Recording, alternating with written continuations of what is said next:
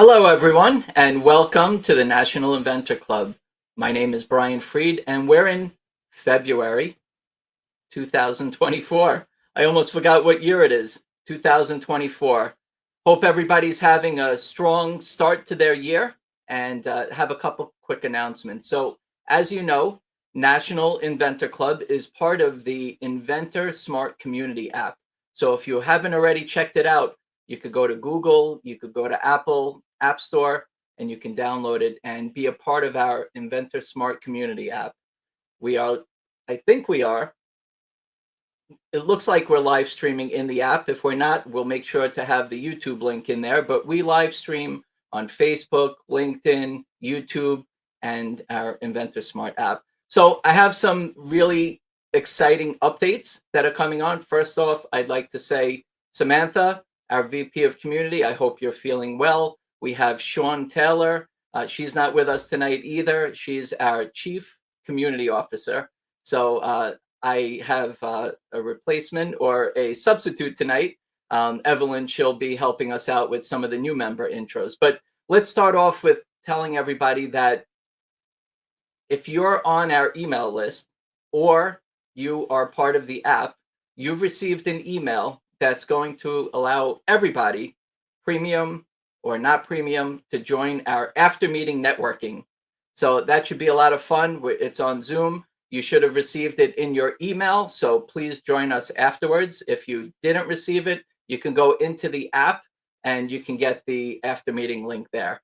But here's some exciting updates. First off, what's on the agenda? Well, we're rolling out some new offerings specifically tailored for you, our valued community members. And why are we doing this?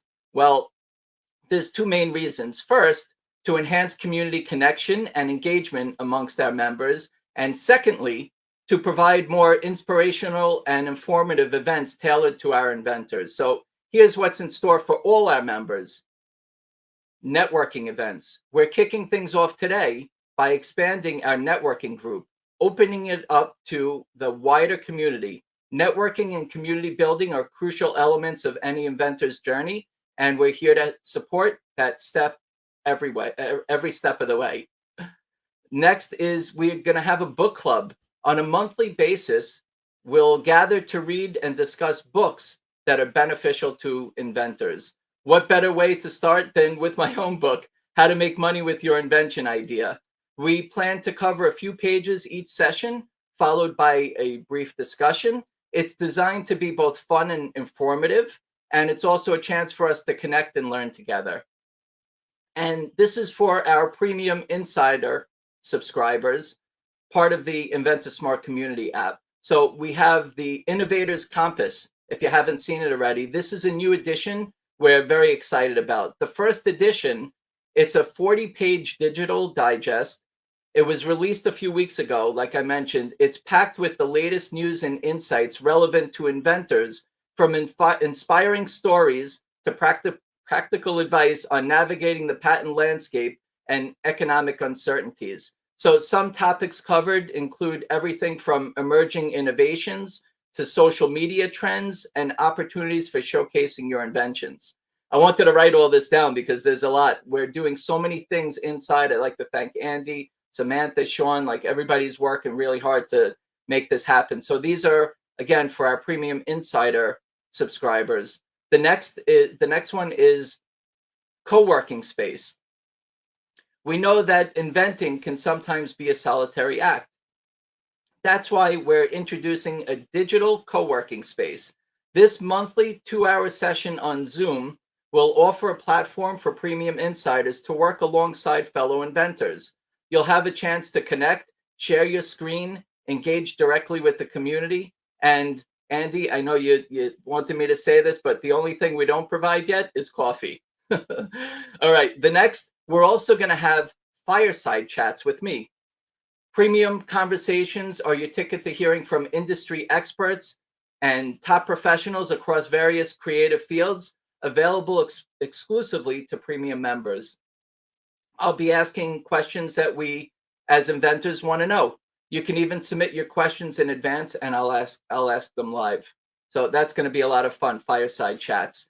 This one is very interesting. By popular demand, we're going to have meditation groups. Are you surprised? Well, so are we. But yes, we're incorporating a monthly meditation session into our offerings. Meditation is a fantastic way to calm the mind and spark creative insights. I'm excited to be a part of this group myself. And last but not least, the Inventor Spotlight Series. We're elevating the Inventor Spotlight Series to a full-fledged event. Premium insiders can sign up to be interviewed by the head of our community, Samantha St. Raymond, to share their stories and inventions. These interviews will be shared widely, giving your work the recognition it deserves. So stay tuned, stay active, stay involved, and we're looking forward to the inventing the world together. Thank you very much. So I'm really excited about the things that are happening in the Inventor Smart Community app. So why are we all here tonight? Well, we have Terrell Jones. He is the founder of Travelocity and Kayak. I'm sure you've all heard of that, right? And he's going to talk about how he disrupted the travel industry. And look at us. We're all trying to disrupt our industries, whatever our inventions are. And he's going to give us some tips and advice on how we can move forward with our big ideas. So let's start off by introducing Lori Zardek. She is from the Inspired Home Show. I'm super excited to have you on, Lori. In the next couple weeks, we're going to have the Inspired Home Show in Chicago. I'm very excited to be there and see you in person. So why don't you tell the inventor community and innovators out there what the Inspired Home Show is about? Great, Ryan. Thanks so much for having me on. It's humbling to go right after you, but thank you for your group for a couple minutes of listening to what we have to say. As Brian mentioned, the Inspired Home Show takes place in Chicago, 17th through the 19th of March at McCormick Place. We have more than 1,700 exhibitors coming in a categorized show that features home and housewares products, so kitchenware, tableware, home decor, small electrics, cleaning, storage, and organization products. And we are featuring this year more than 350 new exhibitors. Some of those have been gone from the show for a small pause, and some are coming back after, some are coming back altogether new.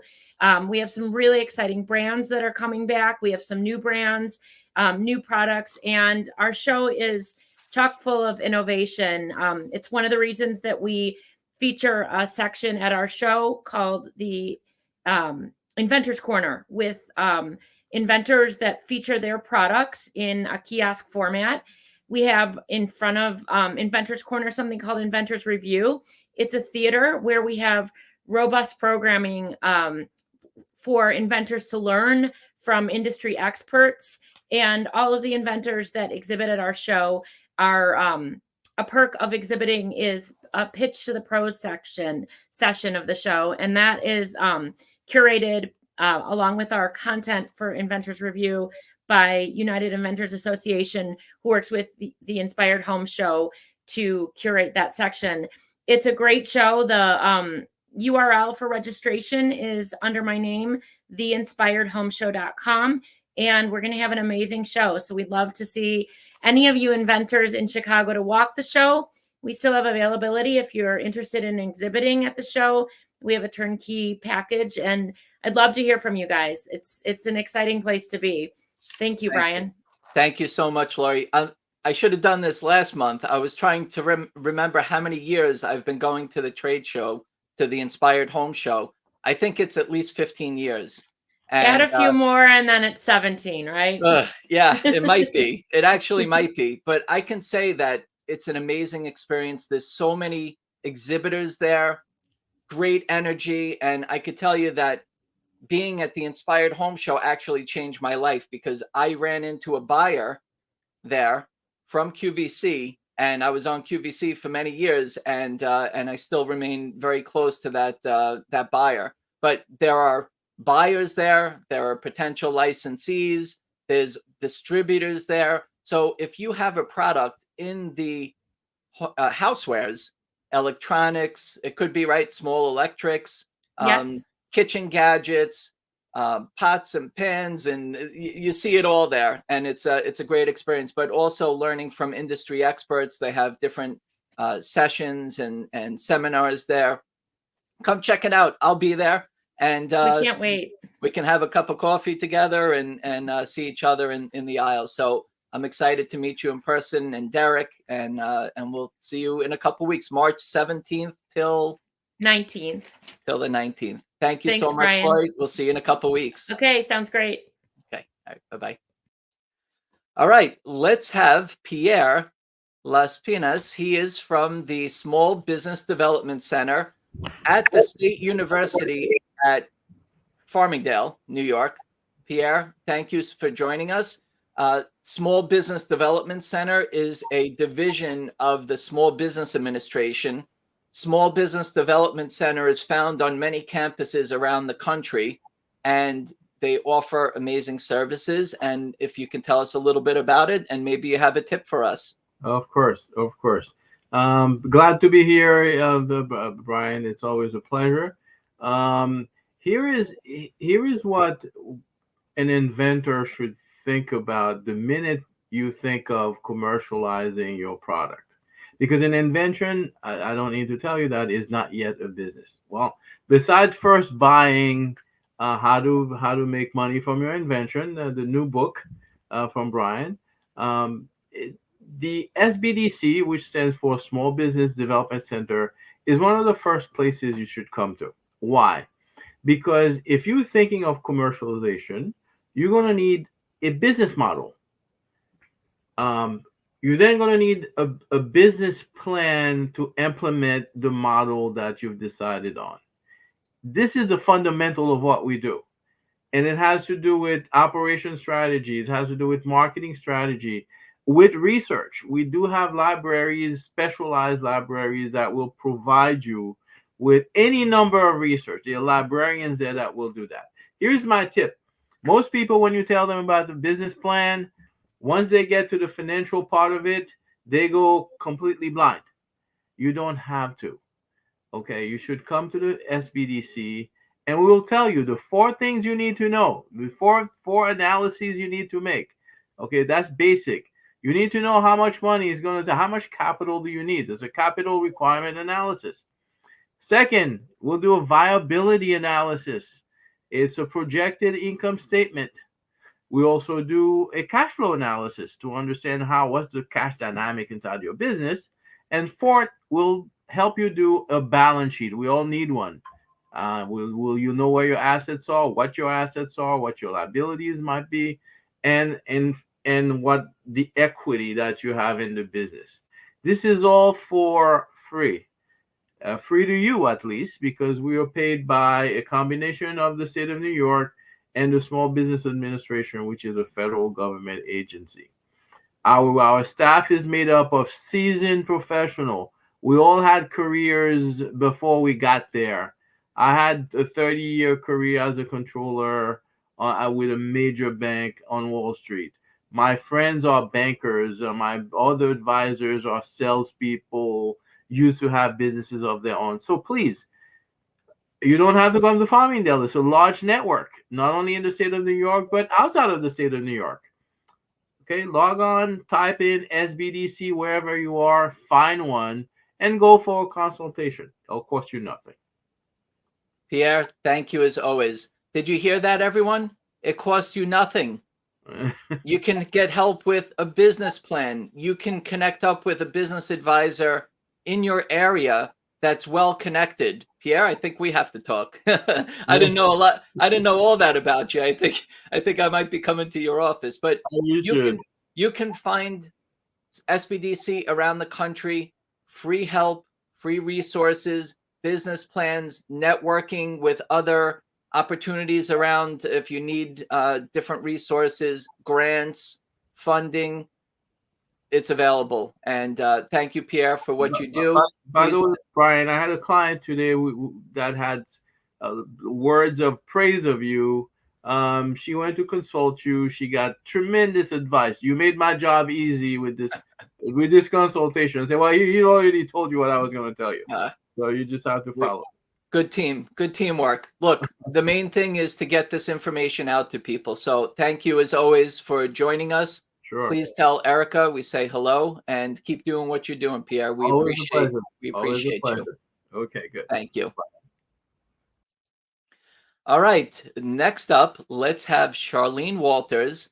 Let's get some inspiration from Charlene. She is the author of Launch Your Inner Entrepreneur. And Charlene, backed by popular demand, many of the community members and the National Inventor Club members, everybody's going, where's Charlene? We haven't seen you in a couple of months. And you always give great tips and advice. So please help us out tonight. Oh, thank you so much. And thank you for having me here. It's such a great group to be a part of. And I'm really inspired by many of the stories that I hear from everyone. So as you mentioned, I always give a lot of tips and advice. And my book, which is Launch Your Inner Entrepreneur, is about entrepreneurial mindset. And I'm also a mentor and professor. So I work with a lot of entrepreneurs and inventors. And I really, truly believe that half the battle is just having the right attitude and the right mindset. So tonight I thought I'd talk about something different. I thought I'd talk about how you can develop your emotional intelligence as an inventor, as an entrepreneur, because we'll be dealing in stressful situations with clients, with vendors. Things won't go our way. So we really need to work on our emotional intelligence. So the way that we can work on it is to ask ourselves a series of questions. So first, we can ask ourselves if we make hasty decisions, right? Yes or no? Do we kind of tend to just react very quickly without thinking things through? The second question we can ask is, are you able to identify your emotions when you're experiencing them? The third is, do we have the ability to regulate our emotions and bring them down a notch in those cases where we need to, where we're frustrated or we're having a stressful experience? Can we pick up on the cues of others is another question we should ask ourselves. And are we aware? Are we self-aware? Do we know our strengths, our weaknesses, and are we able to lean into them? And then the last question we should ask ourselves is, how is our confidence level, right? Confidence is everything as an inventor, as an entrepreneur, because we've got to push our ideas on to others all the time and be constantly on. So that's something we really need to look at. So once we ask ourselves all those questions, we want to look at our answers and look for any weaknesses that we may have, areas that we need to work on. We all do. Nobody's perfect. I have to work on myself all the time. That's part of life. And once we identify those weaknesses, then we can just come up with a game plan, make some goals around the areas that need improvement, and then just give ourselves, these small objectives and celebrate as we get better and better, and we'll see a lot of growth. Again, it's all about mindset, and I truly believe you can achieve whatever you put your mind to. So keep going after your goals. Thank you very much, Charlene. You have a copy of your book to show us? Oh, I do. Of course. It's called Launch Your Inner Entrepreneur. You can find it on Barnes & Noble, Amazon, Walmart, anywhere where books are sold, you can find it. That was amazing. Thank you, Charlene. Thanks. Keep getting ready for the next round of tips and advice for the community. Thank you so much. Will do. Thanks so much, Brian. Thanks, everyone. You too. All right, let's have Tone from the US Patent and Trademark Office. She is from the Eastern Innovation Outreach Office, and she has some interesting information on events and about the US Patent and Trademark Office. Thank you, Tone, for joining us. Thank you, Brian, for the introduction. Good evening, all. Thank you, Brian, again for the opportunity to allow me participate on behalf of the USPTO. I'm very excited to share recent news and upcoming events for the awareness of your audience. So there are several things I want to report quickly. So earlier this month, the USPTO issued guidance on artificial intelligence and inventorship issue. I encourage you to read this informative document found on the website. USPTO issues inventorship guidance and examples for AI assistant inventors. So Brian will share you with all the links. The USPTO is seeking nominations for the prestigious National Medal of Technology and Innovation, which the USPTO administers on behalf of the White House. The NMTI medal is awarded to individuals teams up to 4 individuals, and companies or divisions of companies for their outstanding contributions to the nation. The medal recognizes American innovators whose vision, intellect, creativities, and determinations have strengthened Americans' economy and improved our quality of life. We are accepting nominations until midnight, May 3rd. Hopefully, you will join tomorrow's program, 2024 Black Innovation and Entrepreneurship Program, Innovate, Elevate, and Empower. The program is being offered in person in St. Louis, Missouri, and virtually 1 to 4:30 Central Time. A large number of great speakers and wonderful contents from within the federal governments and the private sectors. Last but not the least, please mark your calendars for the first ever Attend the Public Engagement Partnership meeting, taking place on March 1st at USPTO headquarters in Alexandria, Virginia. You can find more information about the event and how to register on the website. Thank you again, Brian, and best wishes for a fantastic program this evening. Keep up Thank good you so much. Thank you so much, Tone. It's important to know that the US Patent and Trademark Office, their website is robust, filled with resources and information for you to help you with your invention as an independent inventor and an entrepreneur, and how to monetize your intellectual property, how to protect your intellectual property. There's so much there. So I could say that if you haven't already visited the US Patent and Trademark Office, uspto.gov, you can sign up there for their information of upcoming events. You have the Inventor Assistance Center, which can help and guide you through the kind of the process of intellectual property, whether it's patents and trademarks. So thank you, Tone, very much for you and your team with what you do for the Eastern region of the country. Last month, we had Midwest, and we have many events coming up with the USPTO, and we're looking forward to it. You'll be seeing many of the National Inventor Club members to join you in Alexandria, Virginia, and a couple of the outreach offices. So thank you. Thank you. We're looking forward to it as well. Thank you, Ton. All right. Let's have, where is she? Let's have Evelyn. Evelyn, how you doing? Hi, how are you, Brian? Evelyn, you're it tonight. You're my co-host. Okay. Okay. Let's, as one of the National Inventor Club and the Inventor Smart Community app, you've been with us from the start, and we'd appreciate learning a little bit about you, who you are, where you're from, and what your invention is, if it's protected, and then if you can introduce some of the new members and the Inventor Spotlight in the Inventor Smart app. Okay, sure. Hi, everyone. My name is Evelyn Wilson, and I am in Delaware. I'm originally from Philadelphia, and I've been a licensed nurse for like 28 years. My invention has to deal with the tissue issue. Like after you blow your nose, what do you do with it? And so unfortunately, one time I was in the car and my nose was running a lot, and I was blowing my nose and throwing the tissue in the passenger seat. And when I got home, the mucus mountain was staring back at me. So I had to pick it up, take it in the house, throw it away, and Google a solution, and I couldn't find anything that suited me. So I came up with something that wasn't anywhere else that I could find. And, you know, I figured since everyone has a nose, other people can use it too. Why spread germs? So fortunately, I am, well, happily, I am officially PPA protected and certified. And I'm happy about that. So I can move on with it and bring it to better pastures and, you know, show it to other people and have them use it as well.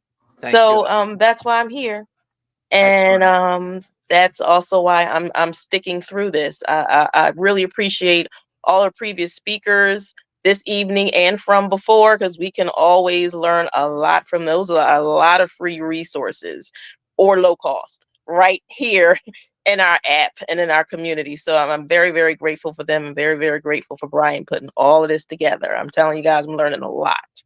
It is very, very helpful. But enough about me. Enough about me. There are other members here with us tonight, and the first one that I'm going to introduce will be Mr. John DeLeo. I see that he is in the health and wellness arena just like I am. So, Mr. John, hi. Hello. Take it away. Take it away. Oh, Can in you- 1 or 2 minutes, we need you to tell us who you are, where you're from, what your invention is, and what are your next steps. Thank you. Hello. Can you hear me, Brian? Okay, I am John DeLeo. I'm from New Orleans, Louisiana. I am a type 1 diabetic, and I wear a CGM, a continuous glucose monitor. And what that does is it reads my glucose value and sends the readings to my cell phone every 5 minutes. So it's easy to check during the day, but when you go to sleep at night, and hypoglycemia is a very dangerous situation for diabetics, and most occur overnight. So I toss and turn a lot. So I check my glucose values all night long. I got to reach over for my cell phone, flick it on, get blinded by the light, look at my value, turn it off, go back to sleep. 20 minutes later, it could change dramatically, and my wife can't see my value. So one morning I woke up at 3 a.m., and that's no lie. It was like 3 a.m., and I said to myself, I wish I could see my glucose value and trend on the ceiling like I have a clock. So I went to go buy one. Lo and behold, they don't exist. So I invented one, and it's called the glucose clock projector. And here it is. So that's the time of day and my glucose reading. And now the 8.0 is my change in value. And you can also track 2 individuals with diabetes. So parents with 2 children with diabetes, you can track them. But you can also track any loved one, any family member, any friend, anybody, anywhere in the world who has Bluetooth. So if your mother lives in Washington State and I live in New Orleans and she's a diabetic, I can track her there. And this is what it looks like on your ceiling or your wall. So that shines all night, 8:57 p.m., 142 is my glucose value. So that's what I invented. And it's been 2.5 years. I'm about to put my production starting in China probably next week. So I see a light at the end of the tunnel. Thank you, John. Thank you, guys. Wonderful, wonderful, wonderful. I love that. I love that. I used to work on a unit with 60 people. I had 60 patients. 22 of them were diabetics. If I could have walked in their rooms and just looked at the ceiling, I would have saved so much time for the other emergencies. You understand what I'm saying? So that is great. That is wonderful. Thank you so much for sharing that for us. And why didn't you come over this earlier, John? I just found Brian, like, I don't know, maybe 2 or 3 months ago. And I hired him as a consultant. He's been very valuable. And so we're on our way. So just spread the word, everybody. Glucoseprojector.com. Thank you so much. Thank you. Thank you. My nurse friends are going to love it. Thank you so much. Okay, next up, we have Enzo Rojas. Hello, Enzo. How are you? In about 1 or 2 minutes, could you tell us more about you, where you're from? What do you do? What product do you have? And nice to meet you. Thank you for coming. Yes, ma'am. Pleasure, pleasure. You guys are great. The reason I do everything is for all you guys, all the people in the world. I'm an electrical engineer for private jets and helicopters by trade. And I am the owner and founder of, I'm the inventor of this container that I call the Endo container. It's a food storage container that I got inspired by the aircraft cabin pressurization technology system, and I incorporated into a food container that allows you to vacuum it. Yeah, I'll show you. It allows you to. So I just have like a random irregular item in there. So it allows you, and this is a rough prototype. It's been kind of manhandled by engineers and stuff. So forgive me if it has like any leaks or whatever, but um, it should still work. So Yeah, is it working? Mm. Did they take the? No. Yeah, it might have leaks. Because I hired engineers to help me with the CAD/CAM files for injection time molding plates for the mass production. But instead of doing that, yeah, it probably has leaks. I'm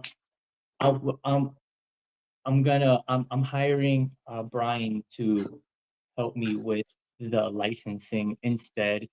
Yeah, I'd rather get it out into the market sooner than later. Because if I try to do it on my own, there's a tremendous learning curve. And Brian's helping me out so much with all the stuff that he puts out, all the content. God bless him for all the work that he does. But Guys, stop that. You're all making me blush. Stop. No. And you know, so you're just so everybody knows, what you were doing was you were taking the air out of the container. So you put food in there, for example, and you're sucking all the air out so it stays sealed tight in there. yeah, there's a membrane on the bottom and there's a membrane on the top here. This is a rough prototype that I had to use. I Frankensteined this thing out of spare parts from like 2 or 3 different products. So the measurements aren't where I want it to be. That's okay. You Yeah, have a rough prototype. You're on your way. Enzo, we appreciate you being a subscriber in the Inventor Smart Community app, and we are going to keep in touch and keep an eye on you, and hopefully we'll see the Enzo container out in the market soon. So yeah, we wish you all the best. yeah. Inspired Home Show. With Brian and anyone else who's gonna be there. I'll be there. Excellent. Thank you, Enzo. Thank you, Enzo. Thanks, guys. All right. And next we have up Jerry Rodriguez. He is in our inventor spotlight for tonight. Hello, Jerry. How are you? How's it going, guys? Wonderful, wonderful, wonderful. Could you tell us more about your product, where you're from, and how did you come about your invention? Sure. So my name is Jerry Rodriguez. I live in Orlando, Florida, and I came up with a product called IntelliPan. So IntelliPan is a 10-inch smart cooking pan that has an integrated digital scale and temperature sensor. So think of if you're an individual that likes to weigh their food, weigh their ingredients, you're into tracking calories and any of that stuff. This product eliminates having to have a separate scale to weigh the food separately by incorporating it into a cooking pan and having an all-in-one solution. So I'll show you what it looks like here. Like I said, it's called IntelliPan. This is a prototype. So I do feel your pain. Mine is, it has its things that we're working on, but this is what it looks like. So it's like I said, it's a 10-inch cooking pan. It has an LED screen on the handle with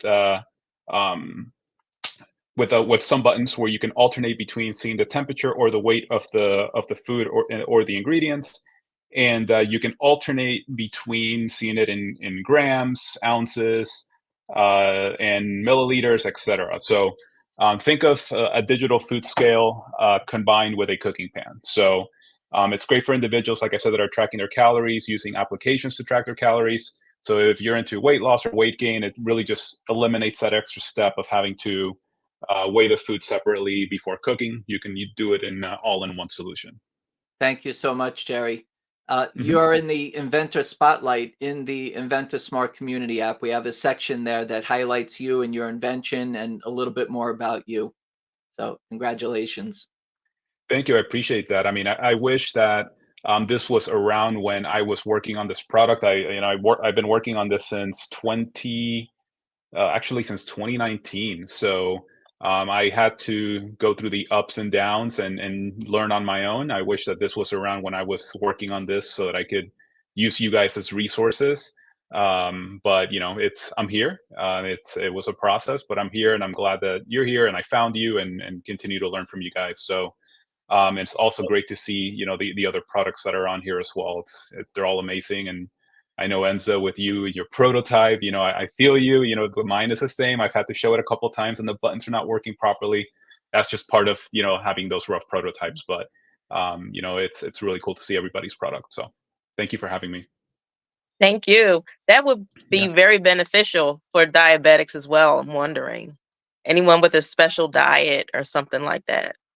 Yeah, anybody that wants to control their calories for whatever the reasons are, right? If you want Right. to gain weight or weight loss, it's there. So it just makes it a whole lot easier to do. That's very, very, very smart. Thank you so much. Thank you so much. Thank you. Thank you for having me. No problem. And next we have Ken Dale. Hi, Ken. We put Ken on mute. I think he had some background noise. So Ken, if you could just unmute yourself. Not yet.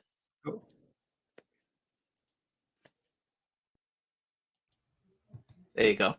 Wonderful. Hi, Ken. How are you? Pretty good. Great. You sound great. Could you tell us more about you? And in 1 or 2 minutes, where you are, where you're from, and where are you with your invention, and what is it? Yes, thank you. My name is Ken. I'm originally from Philippines and now live in Wisconsin. And I am a structural engineer by trade, but I am a serial inventor as well. So I am the inventor of Everlasty. You can see it here, right there. Everlasty is a golf tee used in the driving range during practice. All you need to do is embed the bottom half so that the hard part doesn't get hit with the high-speed golf club, and the top part is exposed. It is flexible in nature. It has the ability to deflect the force in motion.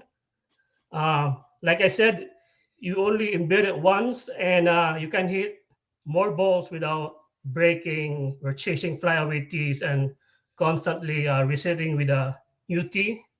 And we have tested this my product with more than 200 shots, and Everlasting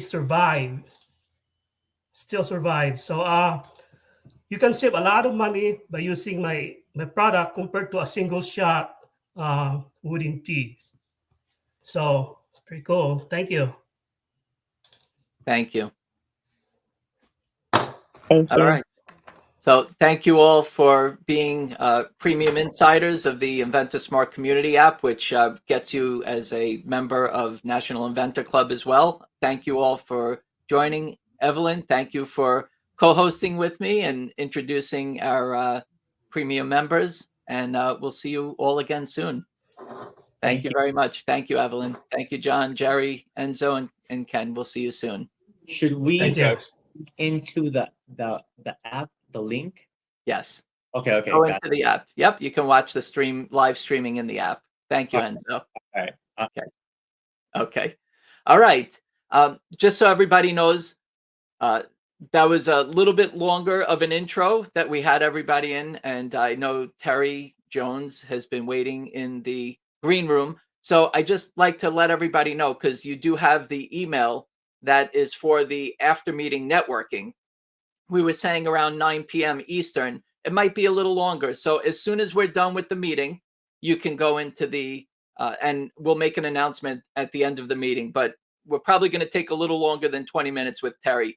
We have him on here with us. Terry, how you doing? Welcome.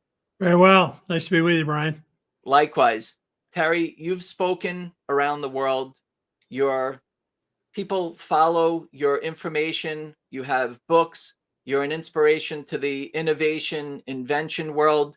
You've disrupted the market. Travelocity and Kayak, the founder of both of those, and you revolutionized the travel industry. And look, you can compare what you did to a service business, even to an invention, because when we're coming up with ideas, we're looking to disrupt the market in that industry that we're coming up with the idea. So, Well, right. Terry, An invention doesn't have to be a physical thing, right? Not right, anymore. right. Lots of inventions are virtual. So, Terry, if you can start off by giving us some information about you, who you are, where you're from, Sure. and we have a really amazing deck and some questions that we're definitely going to pick your brain on. Well, you can go ahead and put up the slides if you want. Yep. When I got out of college, I thought I was going to Vietnam, and luckily I was rejected for the draft. And two of my roommates and I spent a year going around the world, and I came home and said, I want to be in the travel business. So I went to school at night, and I started my career as a receptionist in a travel agency. And remember, that's my remote. So you gotta move the slide, Brian. So I became a travel agent. I've been a product marketer at American Airlines. I eventually became CIO at American Airlines. I've been a CEO, a chairman of corporations. I've served on 19 boards of directors. I'm a venture capitalist. I'm an author, and I'm a speaker. I co-founded my first startup at 22, which was a travel company, which we turned into the 50th largest travel agency in the United States. And I did my fifth startup at 65 in AI. So believe it or not, I made my first reservation in the first travel agency I worked in by telegram. I didn't even think they had telegraph machines, but they still did. And my last was with AI. So I kind of come a long way. These are all the boards I've been on. Some of those grew, some of those shrank, but in the end, they created almost $16 billion worth of value. And two of them are internet unicorns, billion-dollar startups, Kayak and Travelocity. And I was a co-founder, not the only founder. The two other founders of Kayak are right there. So I've had a long career in technology and travel. And I'm still learning. Right now I'm coaching 3 ChatGPT startups, and still learning. Well, you definitely have had a plate full, and I know that you're very active still in the innovation. I know you mentioned that you're on a couple boards, and you're just watching all your activity kind of from the outside now, watching in. So when you're looking at where it is at this point and what you've accomplished with even with Kayak and Travelocity, what does it feel like, Terry? What is it like? Well, it feels great. And, I enjoyed all of it. And as you've seen, I've had sort of several careers. I've been in small companies, little tiny startups, and great big corporate startups. And in fact, Travelocity started inside American Airlines and we spun it out. That's one reason I'm hired as a speaker, because large corporations want to understand how to innovate. Big companies have trouble doing that. They get very good at manufacturing things and they forget how to invent things. So it's been great to be both in startups and in large corporations. And now at this stage in my life, it's really fun to mentor startups and help them, similar to what you're doing. And I have to say that the advice from Charlene and Pierre were both terrific. I mean, great resources from them, particularly when Pierre is talking about giving you the things I see missing in pitch decks all the time. The financial part, the go-to-market part, inventors need help with. And that's a great resource from the Small Business Administration and the university.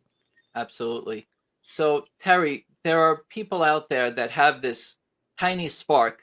I've watched plenty of your seminars, so I know that there's people that start off with this tiny spark, and then they want this to be able to grow and make something out of it. So, Terry, realistically, what does it take to come up with a great idea?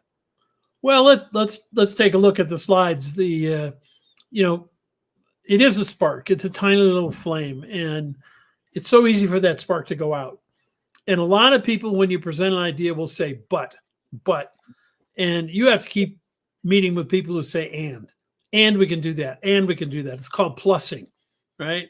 And everybody will say, but, and don't listen to them. Just keep saying, and, because you have to remember that this is not the Olympics. You don't just have one run down the mountain and win a gold medal. This is much more like baseball. And remember, in baseball, if you fail 70% of the time, you're a superstar, right? So it means you have to have a culture of experimentation, which inventors have, but you have to fail often to succeed sooner. It takes a lot of failures to go ahead. And, we've seen that. We saw that tonight with two inventors. My LEDs don't work. My pump isn't doing it tonight. Okay, that stuff can be worked out, and you'll learn more about it as you go forward. But, don't bet the farm on one idea. Don't be one of those guys you see them on Shark Tank when all the sharks give them criticism and they say, well, you're all wrong and I'm not listening and I'm going home and I'm going to do it only my way. You have to take input and you have to build prototypes. And there's a great piece of advice I heard once, that prototype as if you were right and then listen as if you were wrong. Don't fall in love with your prototype. Take criticism seriously, but not personally. Don't feel bad. Just take it in, and you need to listen. This is before they had radar. The Germans listened to airplanes this way with these giant earphones, and it's just a metaphor for listening all the time to the input you're getting. And if people say, "But," okay, listen to that. There's a wonderful guy called the Amazon Whisperer who's in New York. And what he does is he reads all the reviews on Amazon for particular products and looks at everything people said that was bad about it. And then he builds a product that doesn't have any of those defects.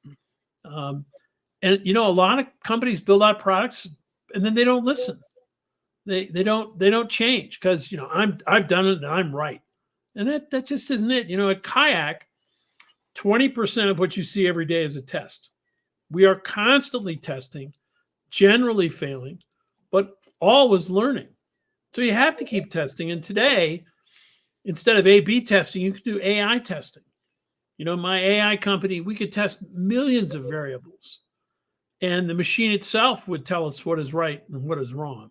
Or, of course, you can use a 3D printer to build a prototype. You can use online panels. Get as much input as you can, because I guarantee you the first thing you do will be wrong. It's not going to be perfect, and you want all that input. And what I say to big companies is, don't write "we will never change" in the concrete outside your building. Write "we experiment" in the sand. And I think that video isn't working, but let the water come wash it away and write it again. Just keep experimenting, keep working, and keep listening. And that's the way to build big products. There's so many inventors out there, Terry, and like you said, you saw it just from the demonstrations that didn't exactly go as planned. Right. I'm Demos sure. never work. Right. Well, look, even with Kayak, it wasn't that you came up with this idea and poof, it was out there. No. I'm sure you had to go through many iterations. So what was that like to you, Terry? Because there's so many people that are at different stages of their invention process and steps, and then they get frustrated at those. And you can really look at it as, okay, here's the issue.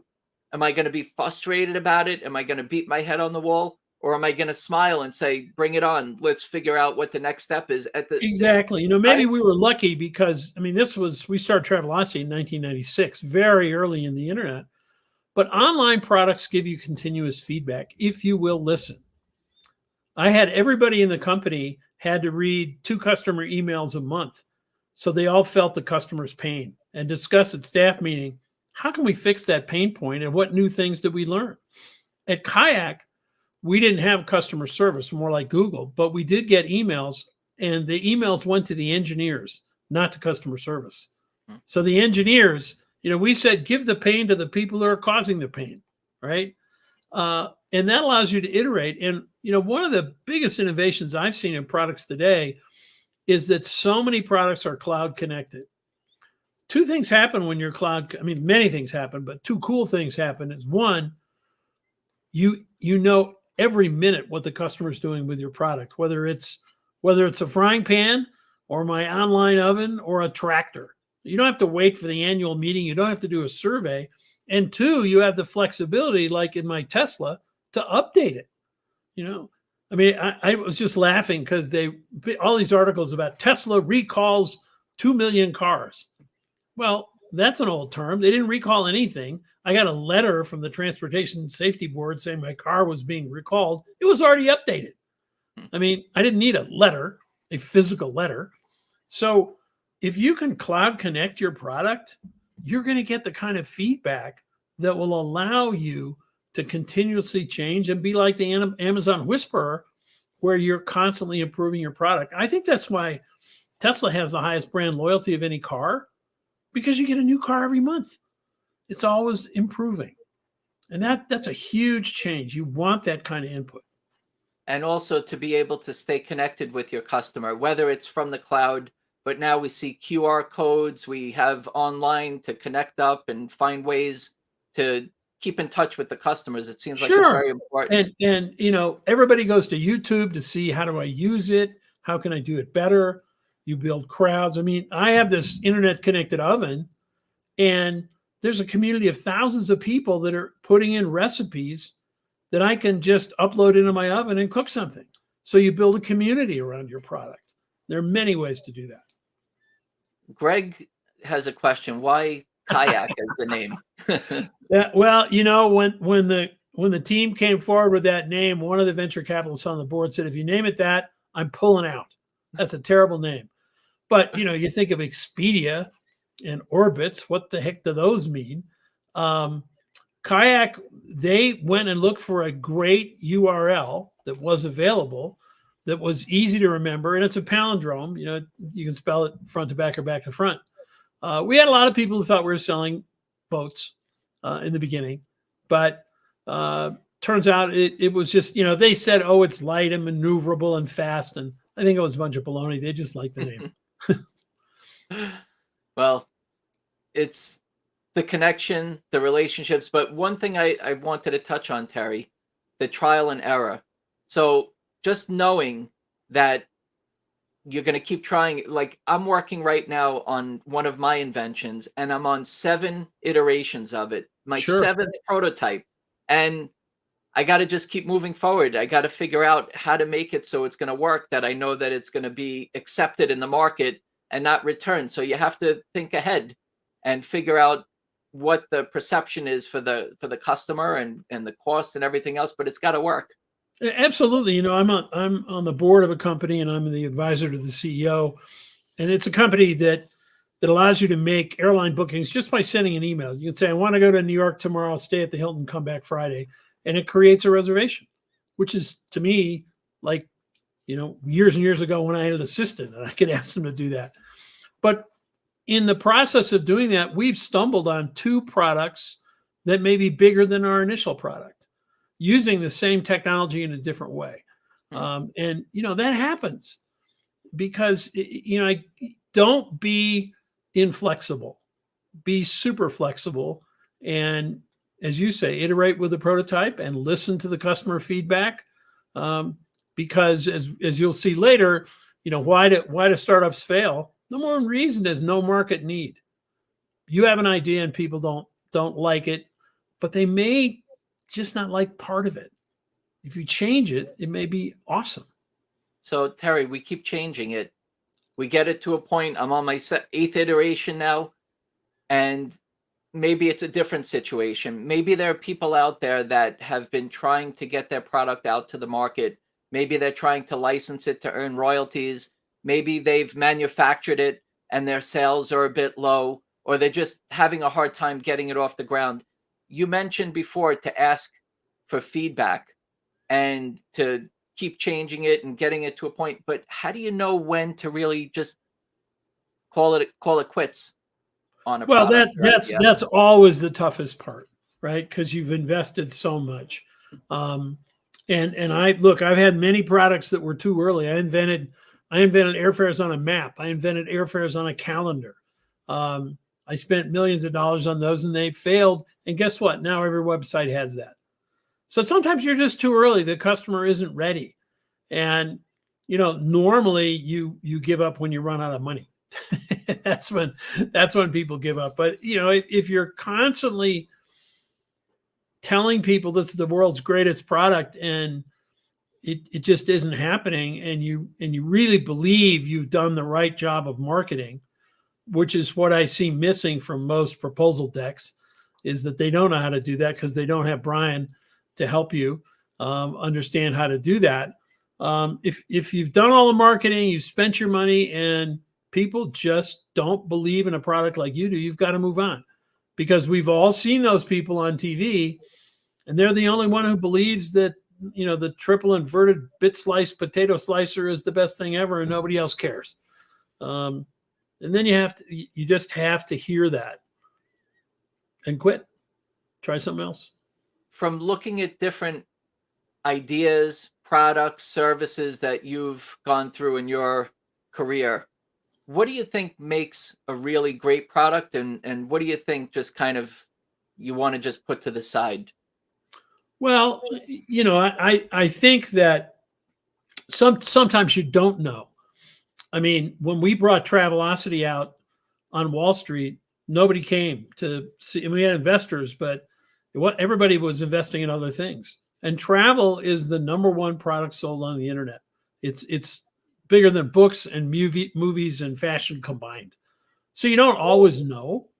But I think if you really focus on the quality of the product and the relationship with the customer, and you service it as well as you make it, that has a lot to do with it. You know, we at Travelocity, we identified right away that early on in the internet, people were afraid to put their credit card in. They were afraid to put it over the internet. So we put up an 800 number and said, if you're afraid, call us, and we'll put it in for you. Now, we didn't tell them that we put it in over the internet, but they didn't have to know that, right? We said, hey, we'll finish the transaction for you. We'll guarantee the lowest fare. I never lost money on that. So you have to find out the customer pain point, and sometimes it's not about changing the product. It's about wrapping it with a warranty or putting service around it. There are lots of other ways that you can make the customer satisfied. And particularly today, so much of that can be done online. It's not all that expensive. So you have people that come to you as an advisor, as an investor. What are the ones that really wow you? What is it that go, I think these people or this person is onto something? Well, you know, I mean, I'm doing that in travel. So today, you know, I'm looking at people. I had an AI company in travel that was funded by IBM 10 years ago. We built amazing products that work like crazy, but we couldn't get adoption because we were too far ahead of the market. Now I'm working with 3 travel companies who are doing many of the things that we did 10 years ago, but they're going to be successful because the market is ready. So, you know, I'm excited principally about the application of AI, but let's move ahead on these slides, because, you know, it's important to know you don't have to change everything to cause disruption. Sometimes it's just one thing. I mean, if you look at Travelocity, there are no bills in this slide, sorry, but, you know, Travelocity was just do it yourself. Behind the HTML, we had a physical travel agency printing tickets and mailing them out when we started, and a lot of physical agents helping. But it was do it yourself. That was worth $1.2 billion. If you look at Kayak, that was about choice. You can book at Continental Airlines, you can book at United Airlines, you could book at Orbitz. Choice was worth $1.8 billion. I was on the board of another company that bundled attractions. The more things you see in Boston, the cheaper it is. And, you know, it's private label. So the more, by bundling, we sold it for $50 million. And if you think about, let's go to the next slide, Apple, I mean, they didn't invent the MP3 player, the phone, or the watch. They just made them way better. I mean, the Apple Watch itself is now bigger than the entire Swiss watch industry. So if you find the customer pain point, that's what's really important. What is the customer's pain? And you have to be confident that there are enough people, not just you, who have that pain, and you can just make something better that already exists.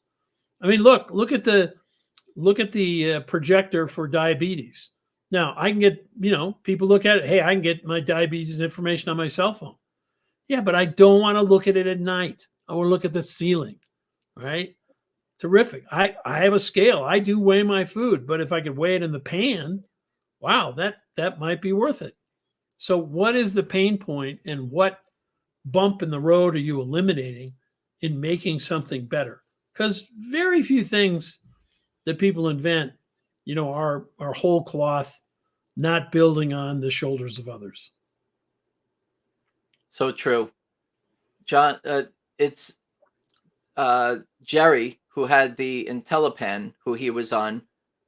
That's the thing. You come up with an idea that you're working on that is something that was a problem and solution. So, right, Terry, most of the ideas that are out there, it's a problem, and you just have to stop in your tracks, capture that idea, and be able to know what to do next. So a lot of people and are the out. next part of that, the most important part, and I've had so Yep. many companies in travel come to me and say, well, this is how I travel, and therefore I'm going to build an app around it. And I said, you're the only guy in the world who travels that way.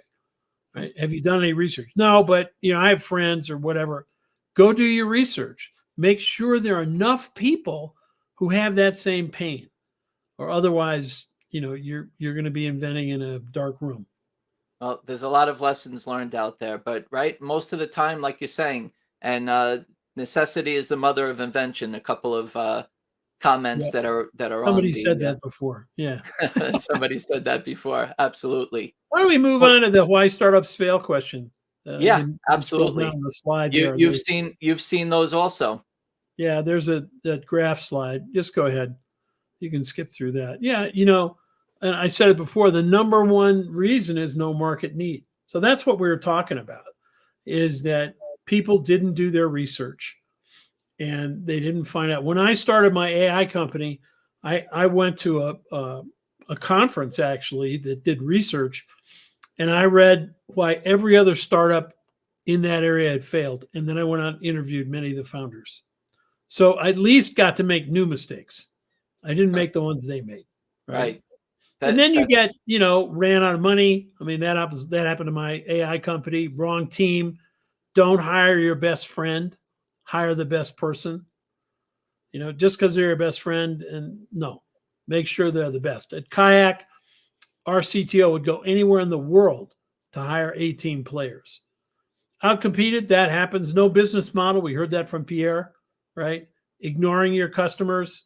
You didn't provide enough service. You weren't listening, or you lost focus. So, but the big one is nobody cares. Right. It's so true.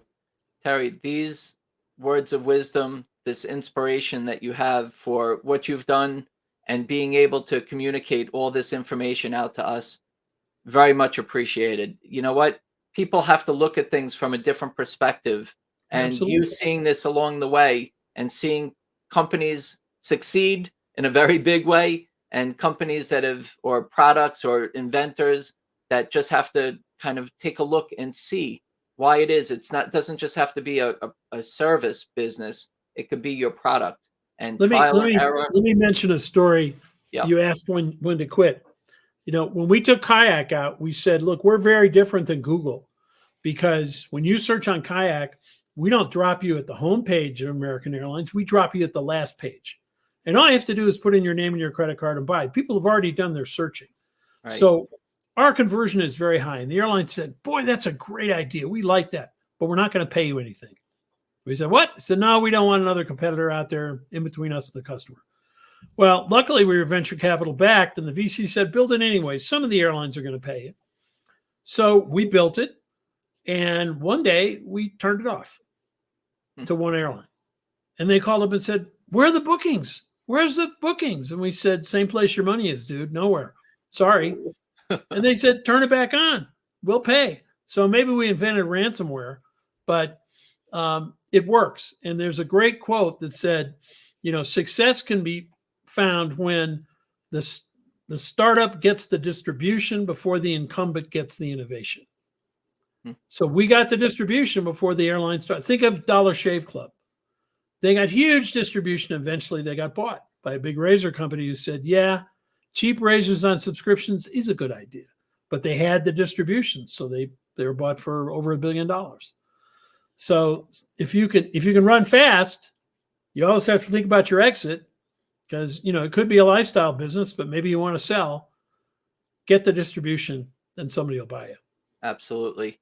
There were a couple of slides that we skipped over, Terry. Is there any lessons there that we can share with Well, the that's mostly, I think, it's more for a corporate audience Okay. than this. But we could go on to the next one, which is Absolutely. I have books. 2 books.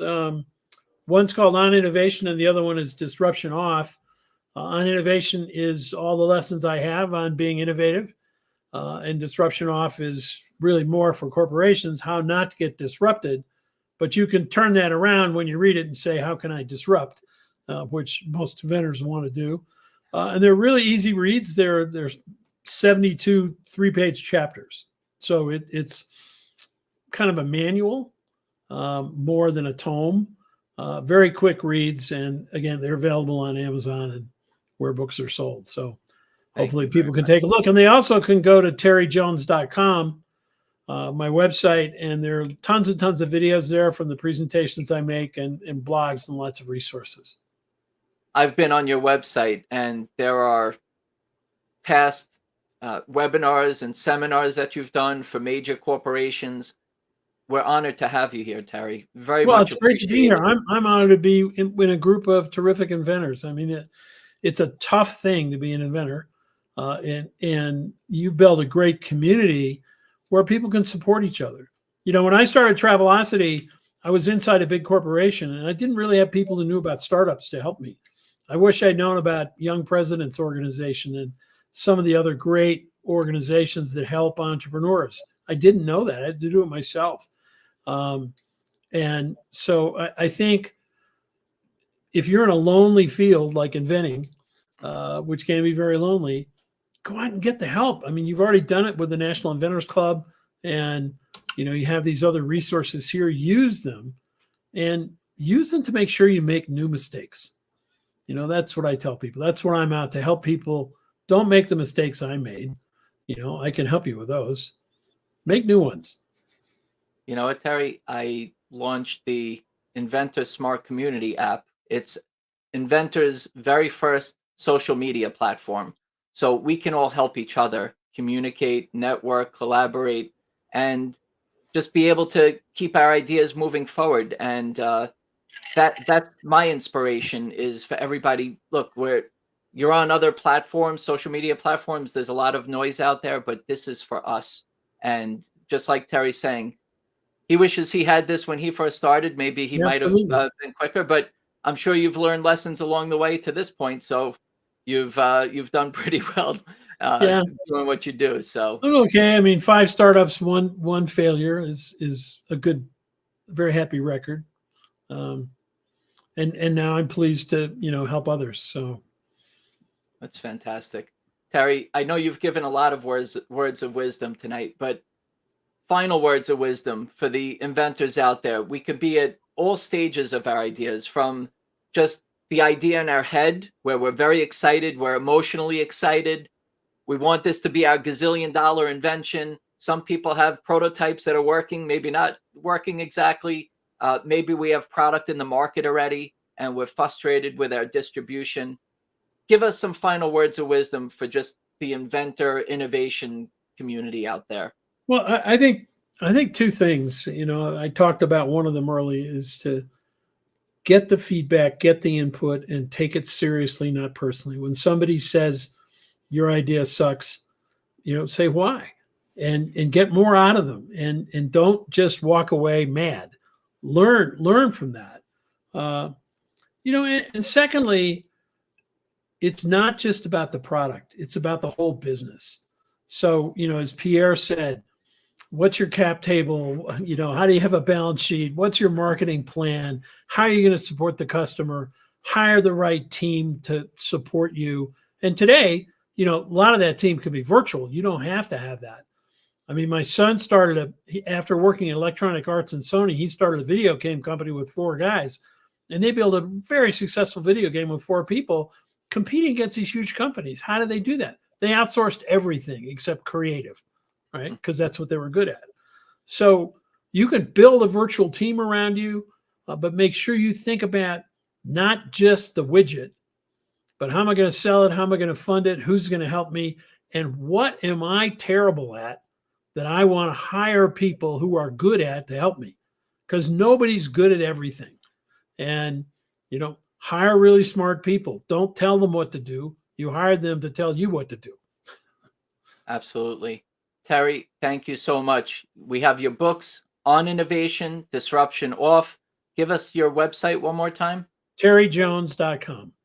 TerryJones.com. Terry, thank you very much again for joining us. Thank you, Brian. We hope to I keep in appreciate it. touch, stay connected, and we'll see you again very soon. Thank you. Okay, man.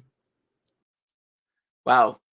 Lucky us. We get to hear from Terry Jones, the founder and the co-founder of Kayak and Travelocity. For all of you that have been sticking around till the end, guess what? We are going to be networking in the after meeting Zoom that you have in your email. Take a look at your email if you're on our email list or in the app, and let's hop over to the Zoom. Just give me a moment and I will get everybody into the Zoom rooms. All right. So thank you very much. This has been a super meeting. We have next month, I have another fantastic guest for us. I'm not going to announce it just yet, but thank you, everybody. Thank you from National Inventor Club, all the Inventor Smart Community app insiders, the subscribers, everybody out there. Thank you for making all this possible.